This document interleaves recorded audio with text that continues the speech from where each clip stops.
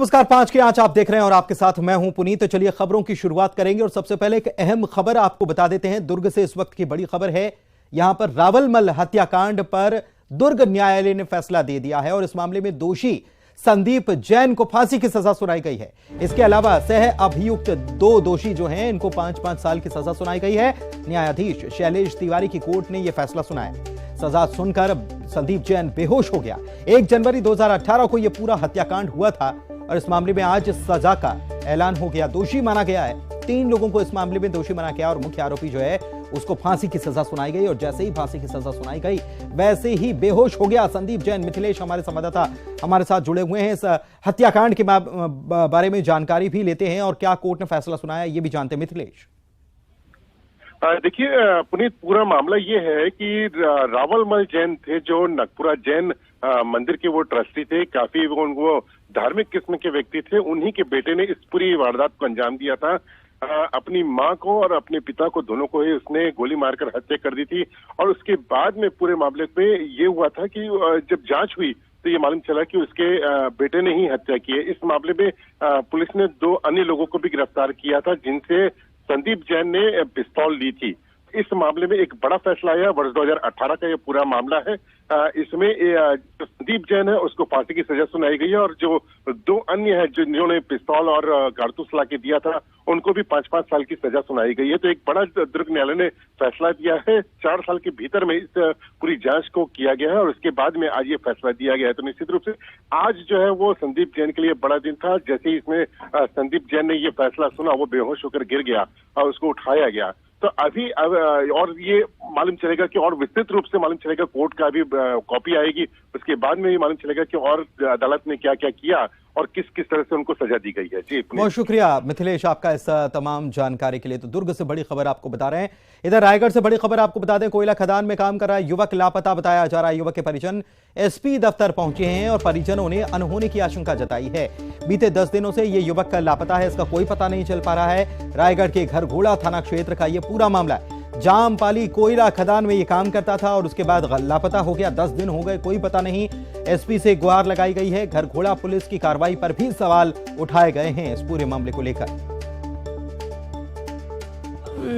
मेरा देवर है ईश्वर प्रसाद साहब जो जामपाली खदान में काम करते थे। वहाँ से 14 तारीख को शनिवार रात को गायब हो गए।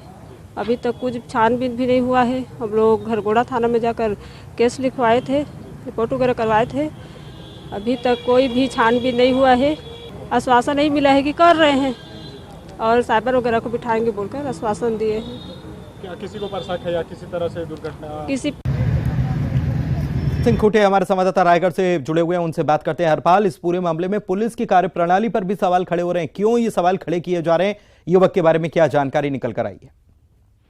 जी पुनीत जी, बिल्कुल रायगढ़ पुलिस की कार्यवाही पर परिजन जो है शक कर रहे हैं। रायगढ़ पुलिस जिस तरह से एक्शन ले रही है इस पूरे मामले में, वो कहीं ना कहीं परिजन जो नाराज है कि पुलिस उनके जो व्यक्ति हैं उनको खोज नहीं पा रही है।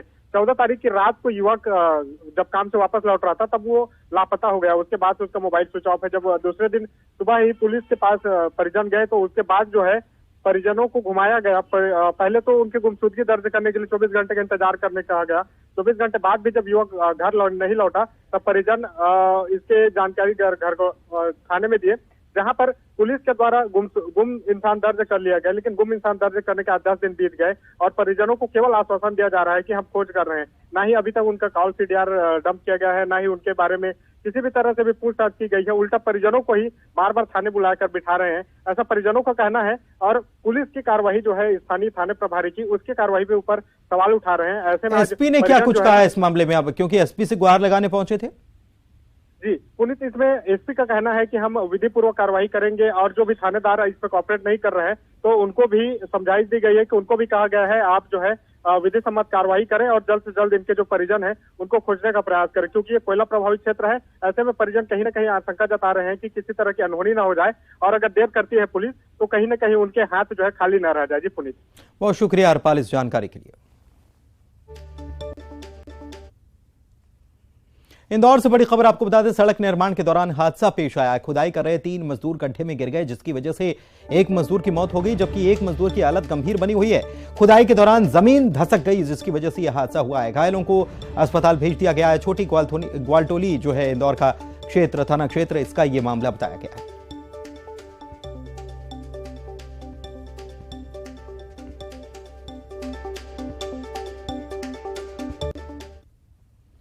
नाम सुल्ताना, लेकिन यह नाम कभी हुआ करता था, लेकिन आज इनकी पहचान हो रही है शुभी दास के रूप में। जी हां, हम बात कर रहे हैं रायपुर में पंडित धीरेन्द्र शास्त्री के दिव्य दरबार में सनातन का दामन थाम लेने वाली उस युवती की, जिसने भरे मंच पर मुस्लिम धर्म को छोड़कर सनातन धर्म में वापसी कर ली और जय श्री राम का नारा भी लगाया।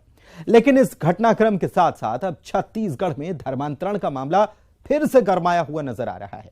वहीं बागेश्वर सरकार के नाम से पहचाने जाने वाले धीरेन्द्र शास्त्री के दरबार को लेकर अब भी यह चर्चा जोरों पर है कि अंधविश्वास को बढ़ावा है, लेकिन पंडित शास्त्री के पक्ष में खड़े होने वालों की भी कमी नहीं है।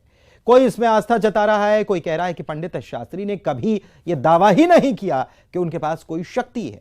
इस बीच न्यूज 18 ने सुल्ताना से शुभी दास बनी युवती से बातचीत की और यह जानने की कोशिश की कि आखिर क्यों उन्होंने हिंदू धर्म अपनाया और वो किस बात से प्रभावित हो गई।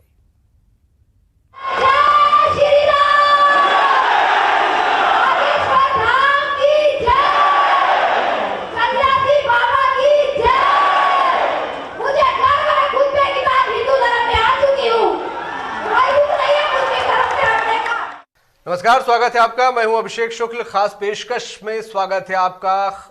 छत्तीसगढ़ या कहा जाए देश या बल्कि कहा जाए दुनिया में इस वक्त चर्चा है बागेश्वर धाम की, धीरेन्द्र शास्त्री की। राजधानी रायपुर में इस वक्त उनका प्रवचन चल रहा है, दरबार चल रहा है और इस दरबार की चर्चा पूरे देश दुनिया में हो रही है। चर्चा इसलिए भी क्योंकि उनके दिव्य दरबार को लेकर बहुत सारे सवाल उठाए जा रहे हैं। अभी 2 दिन पहले मंच पर अचानक से धर्म वापसी या हिंदू धर्म स्वीकार करने की भी चर्चा हुई। मंच पर पहुंची थी सुल्ताना, जो कि बिलासपुर की हैं, मुस्लिम है, और उन्होंने मंच से जय श्री राम के नारे लगाते हुए सनातन धर्म को स्वीकार किया। उसके बाद से बहुत सारी चर्चाएं होने लगी कि क्या किसी प्रकार के दबाव में वहां पर स्वीकार किया सुल्ताना ने, जो कि अब शुभी हो गई हैं, क्या प्लांटेड स्टोरी थी। बहुत सारे सवाल थे लोगों के जहन में, तो हमने उन सवालों के जवाब तलाशने की कोशिश की और सुल्ताना को लेकर आए न्यूज 18 के स्टूडियो में। जी हाँ, न्यूज 18 के स्टूडियो में सवाल आपके होंगे, जवाब सुल्ताना के होंगे और पूरी जो कंट्रोवर्सी है या जो भी आपके जहन में सवाल है, कोशिश करेंगे हम कि उन सवालों के जवाब ले लिए जाए, ताकि सब कुछ क्लियर हो जाए कि आखिरकार सुल्ताना जो कि अब शुभी हो गई है उस मंच तक पहुंची कैसे, क्या उनका बैकग्राउंड है, क्यों उन्होंने सनातन धर्म को स्वीकार करने का जिक्र किया, स्वीकार किया और मंच से जय श्री राम के नारे लगाए। बहुत स्वागत करते हैं सुल्ताना, जो कि अब शुभी दासी हो गई है। बहुत स्वागत है शुभी आपका। साथ में मेरी सहयोगी ममता भी जुड़ रही है। बहुत स्वागत करता हूं सुल्ताना, यानी अब शुभी, आपका बहुत बहुत स्वागत है।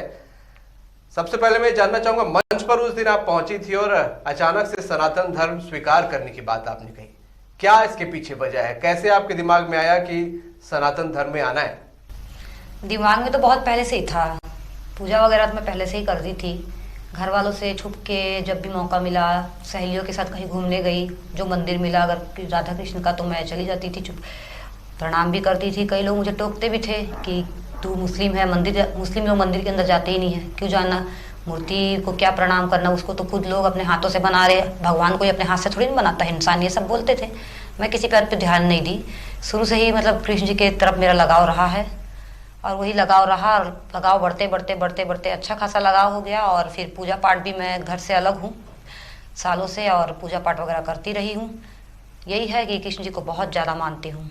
कृष्ण जी को आप मानती हैं, आप बता रही हैं, तो कहाँ से ये प्रेरणा मिली, कैसे ये कहानी शुरू हुई, कब से आप कृष्ण जी को मानने लगी, कैसे इस तरफ झुकाव हुआ? देखिए, कृष्ण जी के बारे में पहले सुनती भी थी लोगों से, नॉर्मली अपनी सहेलियों से इधर उधर बातें होती थी, हिंदू धर्म के बारे में खासकर। तो ये पता चला कि वो हमेशा न्याय के लिए लड़े हैं, सही चीज़ के लिए लड़े हैं और सत्य ही बोलते थे। एक उनसे ये भी सीख मिली। और इंसानियत जिसको बोलते हैं, कृष्ण जी से मैंने इंसानियत की परिभाषा सीखी है। भले बोलो तो मैं सुन के बोलूं, या नेशनल टीवी में सीरियल आता था कृष्णा, उसको देख के समझी। दोनों ही कारण है समझने के।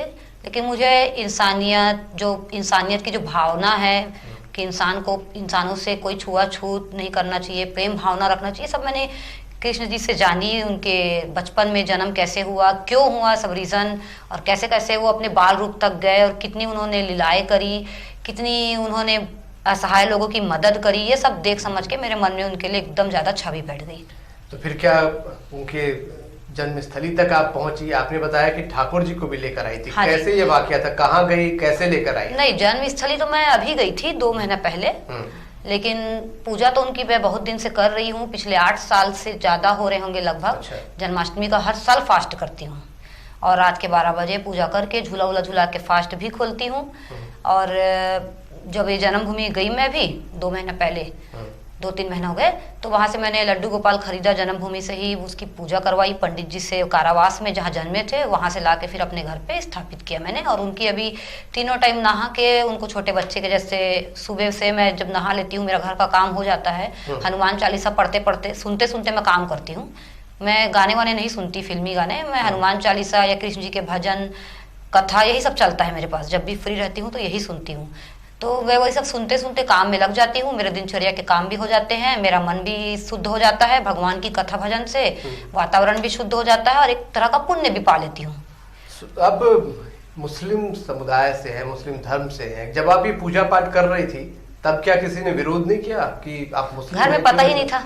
अच्छा। मन में देखो, मन में याद करती थी, शो अप नहीं किया मैंने घर पे।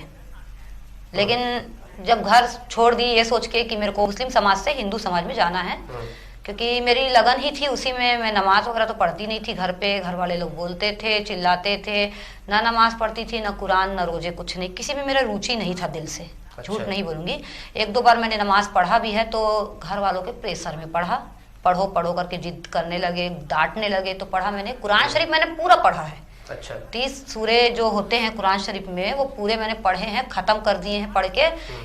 लेकिन आज की डेट में पूछेंगे कि कुरान शरीफ से तुम क्या सीखी, मैं 0 हूँ उसके लिए, क्योंकि वो भाषा अलग थी। हिंदी में होती तो शायद दिमाग में आता, तो वो मैंने एक पवित्र किताब समझ के पढ़ लिया बस। और मुझे लगता है शायद आज की डेट में बहुत कम मुस्लिमों को कुरान शरीफ का A to Z नॉलेज होगा, क्योंकि उसकी भाषा ही अलग है। हम सिर्फ पढ़ते हैं, लेकिन उसका मीनिंग तो हमको पता ही नहीं है, तो हम कैसे बताएं कि क्या लिखा है। तो परिवार से छुपकर आप पूजा करती रही? हाँ, मंदिर जाती थी, पूजा नहीं, प्रणाम वगैरह करती थी जी। हाँ, प्रसाद वगैरह तो मैं खा लेती थी। हमारे परिवार में तो प्रसाद वगैरह नहीं लेते, नहीं ग्रहण नहीं करते, लेकिन मैं खा लेती थी। मंत्र भी आप पढ़ती हैं? हाँ, हनुमान चालीसा मुझे पूरा याद है। कुछ अगर आप सुनाना चाहें तो? हाँ बिल्कुल सुना सकते हैं। शनि जी का श्लोक सुना देती हूँ मैं जी। श्री गणेशाय नमः।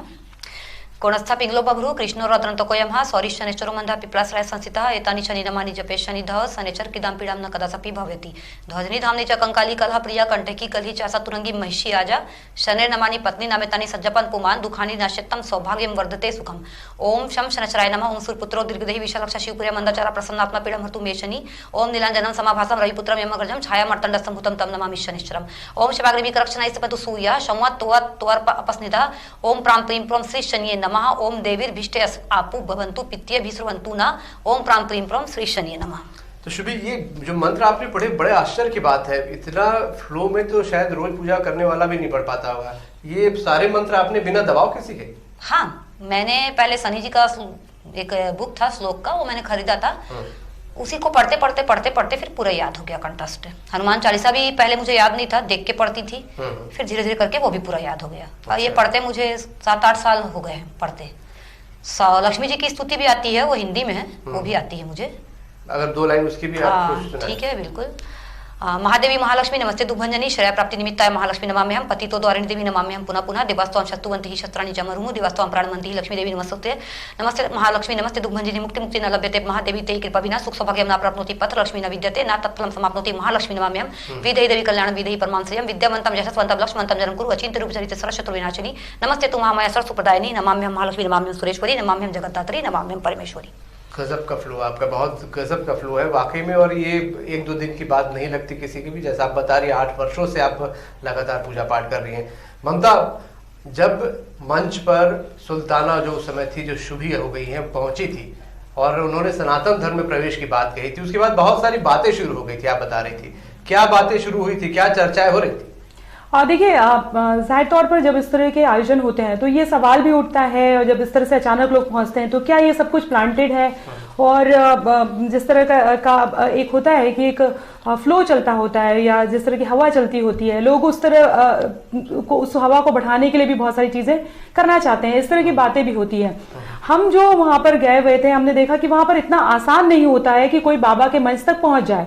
और मैं वहां पर खड़ी थी, और जिस तरह से सुल्ताना सीधे वहां तक पहुंची, तो कहीं ना कहीं ये डाउट मेरे दिमाग में भी है और बाकी लोगों के भी दिमाग में है कि क्या ये प्लांटेड था कि इनको जो सुल्ताना जो अभी शुभी हो गई हैं, उन्हें इस तरह से तैयार करके लाया गया हो। और इस तरह के जो आयोजन होते हैं, धार्मिक आयोजनों में, किसी भी धर्म के जो आयोजन होते हैं, वहां पर अपने धर्म को बेहतर श्रेष्ठ बताने के लिए जो है वो ये भी बातें आती है कि हो सकता है कि कुछ पैसे या कुछ लालच देकर इस तरह से किया जाए। तो मैं भी ये जानना चाहती हूँ कि जहां पर इतना मुश्किल होता है, अर्जी लगाना मुश्किल होता है, शुभी वहां तक इतनी आसानी से कैसे पहुंच गई, मतलब सुल्ताना कैसे पहुंच गई और कैसे वो हो गया, क्या ये हुआ जानना था जरूरी सुल्ताना? है। आप ही बताएं। मुझे कोई मतलब बड़ी आश्चर्य की बात है, उनको हंसी भी आ रही है कि बचकानी जैसा सवाल है। वहाँ एक्चुअली में मैं 20 तारीख के रात में 11:15 बजे पहुंची थी। जो प्रश्नोत्तरी वाला ग्राउंड है जी जी, वहाँ, रात में हाँ, तो वहाँ मैं जब पहुंची, मुझे नहीं पता था कि पंडाल कहाँ लगा है। मैं वहाँ पहुंची तो मुझे लगा शायद पंडाल यही है, लोग जा रहे हैं करके। फिर देखा पंडाल कहीं दिखा नहीं। फिर मैंने एक दो लोगों से पूछा, यहाँ इतनी भीड़ क्यों है, यहाँ तो पंडाल भी नहीं है। तो नहीं, गुरुजी आने वाले हैं, प्रश्नोत्तरी होती है यहाँ पर ही, धर्म को लेके, पूजा पाठ को लेके आप सवाल जवाब कर सकते हो। तो मुझे भी शनि महाराज को लेके कुछ पूछना था, तो उसी के लिए मैं भी सोची कि चलो अच्छा है, मैं पूछ लेती हूँ। तो उस दिन मैंने गुरुजी के साक्षात, उस समय मेरे भैया नहीं थे, वो तो गुरुजी थे, तो गुरुजी बोल रही। तो उस समय मैंने उनके दर्शन किए अच्छे सामने से, लेकिन मुझे मौका नहीं मिला उनसे प्रश्नोत्तरी करने का। तो मेरा सोची कि चलो ठीक है, आज नहीं तो कल तो दिव्य दरबार है, मौका मिल जाएगा। अर्जी लगा लिया मैंने भी, नारियल लेके गई थी, अर्जी लगाई। और फिर जहाँ कथा मंच है वहाँ जाके मैं रात में 1 बजे करीब पहुंची, वहाँ 1-1:30 बजे के बीच। तीसरे नंबर के पंडाल में थी मैं। तो वहाँ मैं जैसे तैसे रात गुजारी, नींद तो आई नहीं, इतने भीड़ में जगह भी नहीं थी। हल्की फुल्की नींद जैसे तैसे 1-2 घंटे की काटी। और सुबह फिर जब उठी तो मुझे सबसे पहले तो नहाना था। अब नहाने के लिए मैं परेशान हुई, तो नहाने का कोई मेरे को साधन दिखा नहीं। मैं सुलभ गई पास के, तो वहाँ नहाना और नहीं नहाना एक दिखा। क्यों? वही लेडी से नहा रही है, वही हैंड वॉश किया जा रहा है। तो मैं सोची इससे अच्छा है कि मैं गंगा जल ही छिड़क लूँ। गंगा जल लेके गई थी मैं दिमाग से, क्योंकि मेरे को पता है वो शुद्धि होती है उससे। तो मैं नहाई नहीं, हाथ पैर धोई, आ गई पंडाल के अंदर, अपने आप को गंगा जल छिड़क के पवित्र कर लिया मैंने, माफी मांग लिया भगवान से। अब आई अर्जी की पारी, तो अर्जी में तो मेरा नाम ही नहीं आया। मैं सोची अब आएगा नाम, अब आएगा। मेरे को उस समय ये लगा कि मैं कान्हा जी की इतनी भक्त हूँ, कान्हा जी को मैंने आज तक जो भी काम बोला है मेरा हुआ है। ये मेरे साथ फैक्ट है, एक चीज बता रही हूँ। किसी भी काम के पहले मैं उनसे प्रार्थना करती हूँ दिल से। इसके 2-3 और चमत्कार हुए हैं मेरे साथ, मैं बताऊंगी। तो मेरा काम हुआ है, तो मैं उनसे अच्छा प्रार्थना करके गई थी। और एक चीज मैं बताना चाहूंगी, जब मैं घर से निकली थी जिस दिन 20 तारीख के रात में, बढ़िया मन से जैसे पूजा करती हूँ करी थी मैं, सुंदर कांड भी पढ़ी, बागेश्वर धाम का मंत्र भी जाप की। मैंने एक नारियल जो लेके गई थी, उसमें मैंने लाल कलर के सिंदूर से राम लिखा था, राम भगवान का नाम। और बालाजी तो हनुमान जी हैं, तो हनुमान जी राम नाम को कभी डूबने नहीं दे सकते, चाहे वो युग कोई भी हो। ये मतलब विश्वास से मैंने राम नाम लिखा, वो भी सिंदूर से, और उसको ही लेके गई थी अर्जी लगाने, और उसी को लेके बैठी थी मैं अर्जी में दिव्य दरबार में 21 तारीख के। जब दिव्य दरबार मतलब आए, भैया आए, शुरू हुआ, मैं सोची अब आएगी मेरी पारी, अब आएगी, अब आएगी, लेकिन मेरा पारी आया नहीं। फिर प्रेत दरबार चालू हो गया, भूत प्रेत वाला। तो मैं समझ गई अब तो होगा ही नहीं अर्जी वाला काम, क्योंकि अब प्रेत दरबार आ गया, लास्ट आ गया, इतनी देर में नहीं आया तो अब क्या होगा। मेरा मन थोड़ा टूटा, लेकिन मेरे को अपनी कृष्ण भगवान पे पूरा भरोसा था। पहले मैंने उनको बोला कि हे कान्हा जी, इतना भक्ति करती हूँ, मन से करती हूँ, तो आप मेरी भक्ति की लाज नहीं रखोगे? ऐसा करके मैंने अपने मन में बोला उनको। उसके बाद में मैं ये भी बोली कि बागेश्वर धाम के जो है हनुमान जी, उनको भी मैंने कहा कि अगर आप साक्षात हो वहां विराजमान, जैसी दिव्य शक्ति आपने गुरु जी को दिए हो, दिखता है, वो सच है, सत्य है। और अगर सन्यासी बाबा भी सत्य है जो है वहां विराजमान, तो अगर ये सब कुछ सत्य है तो आज मेरे साथ अर्जी लगा दो और कुछ ऐसा कर दो मेरे साथ कि मेरी आस्था और अटूट हो जाए। ठीक। ये बोल के मैं बैठ गई और रो रही थी मैं। मेरे आंख में आंसू आ चुके थे बहुत देर तक। तो उसके बाद में जब सब कुछ होने लगा तो लास्ट में अनाउंस हुआ कि 4 लोग उड़ीसा से आए हैं जो अपने हिंदू धर्म से शायद ईसाई धर्म में गए थे, वापस अपने हिंदू धर्म में। तो वो सुन के मेरा दिमाग बोला कि कोशिश करने में क्या जाता है। तो मैंने वहां पर एक पुलिस कर्मचारी थे, उनको बोला कि भैया मैं मुस्लिम हूँ, बाकी मैं पूजा पाठ सालों से कर रही हूँ, लेकिन दुनिया नहीं जानती इस चीज को और मुझे कोई अच्छा गुरु भी नहीं मिला। मेरे को किसी के ऊपर भरोसा नहीं होता, गुरु बाबा के ऊपर। मैं खुद ढोंगी पाखंडी लग समझती हूँ। तो पता नहीं क्यों इनके ऊपर मेरे को भरोसा हो गया है। तो आपसे हाथ जोड़ के विनती है, आप थोड़ा सा समिति वालों को बता दो, मैंने ये कहा। अब प्रेत दरबार चालू था उस समय, तो पूरी जो लाइनें थी वो तो पूरी पैक थी, ब्लॉक हो गई थी प्रेतों से। अच्छा। तो मैं जा तो सकती नहीं थी, ना मंच तक जाने का परमिशन था। तो फिर उन्होंने समिति के एक भैया को बोला, तो वो समिति वाले ने कहा कि आप आओ जैसे तैसे, मैं आपको लेके चलता हूँ। अच्छा। हाँ, ना मैं समिति वाले को जानती हूँ ना मैं पुलिस वाले को जानती हूँ, अनजान है दोनों। फिर उसने मेरे को कहा जल्दी चलो करके, वो दौड़ता जल्दी स्पीड से गया पब्लिक हटा के वो रास्ते से, और उसके पीछे पीछे मैं भी स्पीड से गई क्योंकि लास्ट आ गया था ना, गुरुजी जाने वाले थे। फिर वहां गई तो मीडिया मेरे को उसको बोली क्या हो गया करके, तो वो बोले कि ये मुस्लिम है, ये अपना समाज में आई मतलब पूजा पाठ वाली है तो आना चाहती है ऐसा करके। तो मीडिया वालों ने घेरा। फिर जैसे तैसे वो भैया के साथ रहते हैं नरेंद्र गुरुजी, एक है नरेंद्र गुरुजी, उनके साथ रहते हैं जो भैया के साथ। तो उनके कान में डाली बात, तो फिर उन्होंने भैया के कान में डाली बात, तो फिर भैया ने मेरे को, और फिर मंच में जो कुछ हुआ वो सबने वहां पर देखा। हाँ जी। परिवार उसके बाद क्या किसी प्रकार का और कोई दबाव आया या परिवार में कुछ नहीं, परिवार से तो अभी परिवार से इस मैटर में कोई बात हुई नहीं है बिल्कुल भी, और ना ही किसी का दबाव भरा मेरे पास अभी तक के फोन आया है, नहीं आया है। आपने कहा कि किसी को पसंद करती हैं वो हिंदू है। हाँ, मैं उनका चर्चा नहीं करना चाहती अभी। देखो पसंद ना पसंद तो अपने ऊपर है, अब वो तो भगवान की मर्जी है, होता है कि नहीं होता है, नसीब में होगा तो हो जाएगा, नहीं होगा तो नहीं होगा, उसमें हम क्या कर सकते हैं। बाकी अपने तरफ से तो मैं कोशिश में यही हूँ कि जिसको पसंद करती हूँ वो मेरे को मिल जाए, और मैं चाहती भी थी मन से कि मेरा नाम सा से हो।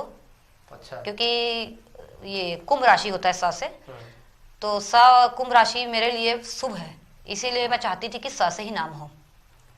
तो और भैया पता नहीं कैसे उन्होंने, एकदम ताजुब की बात है कि उन्होंने मेरे को शुभ ही नाम दे दिया सा से ही, तो मेरे लिए एक चमत्कार ही है जी। मतलब भगवान ये जो आप इन्होंने बताया, हालांकि ये उसको कह रही कि बहुत ज़्यादा डिस्क्लोज नहीं करना चाहती, लेकिन जिस वक्त ये वहाँ पर आई और उन्होंने मंच से भी कहा था कि मैं किसी को पसंद करती हूँ और वो हिंदू है, बाल गोपाल वाली भी बात कही थी, तब भी ये एक सवाल उठा।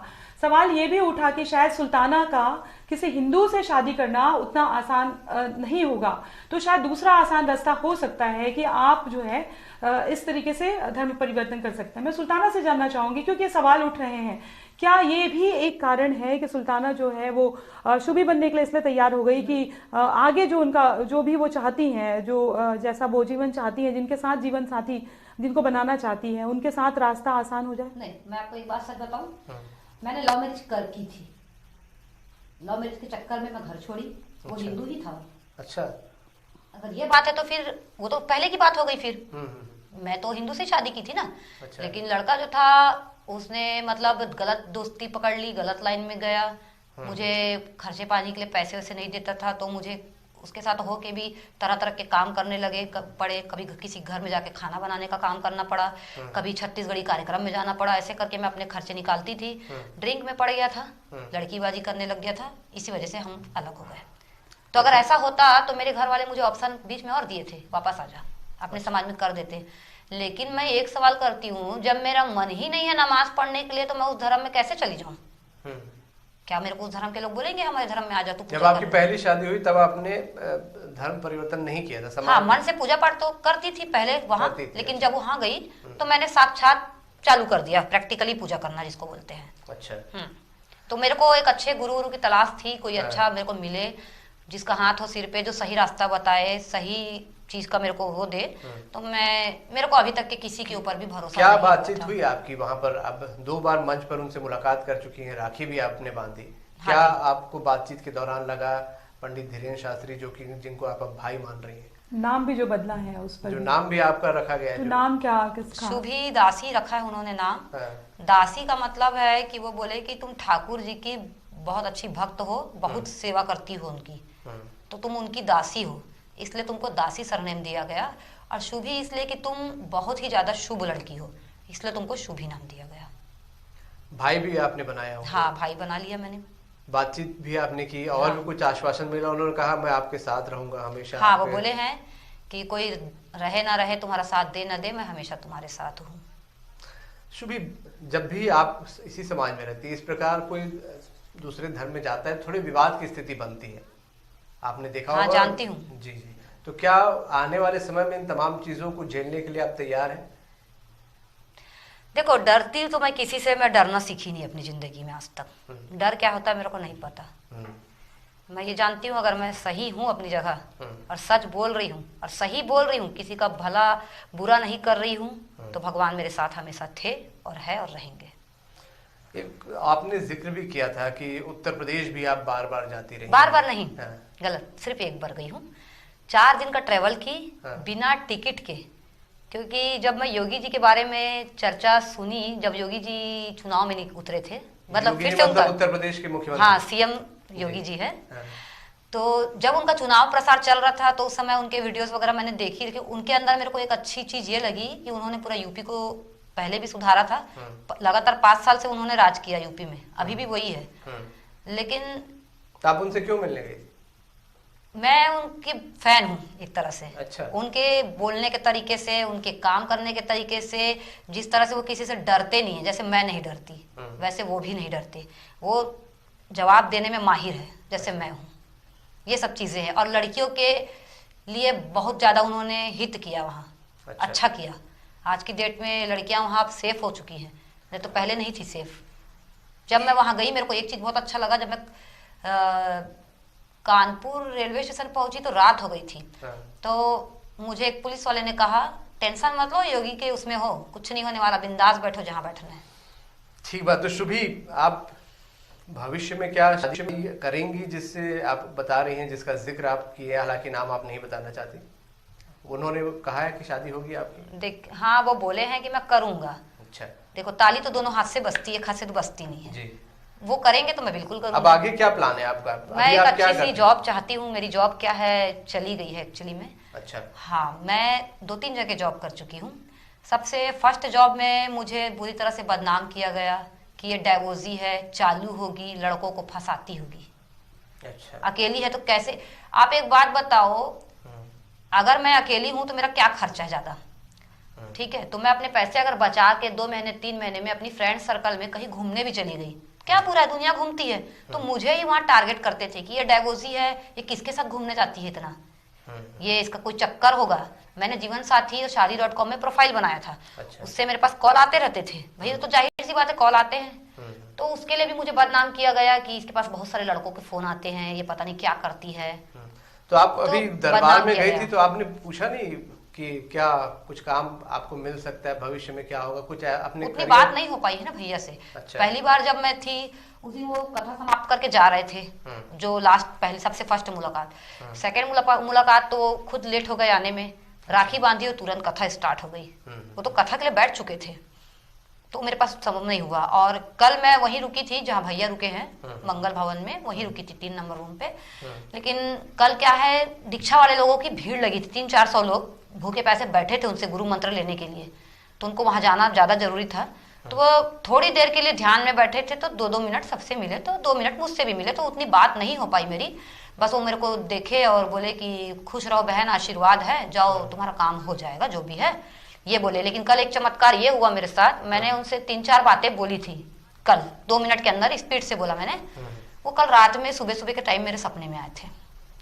अच्छा। हाँ, मेरे सपने में आए और एक काम के लिए उन्होंने बोला मत करो, और करना ही है तो थोड़ा सा भी रुक जाओ। अच्छा। मेरे को अच्छे से याद है बात।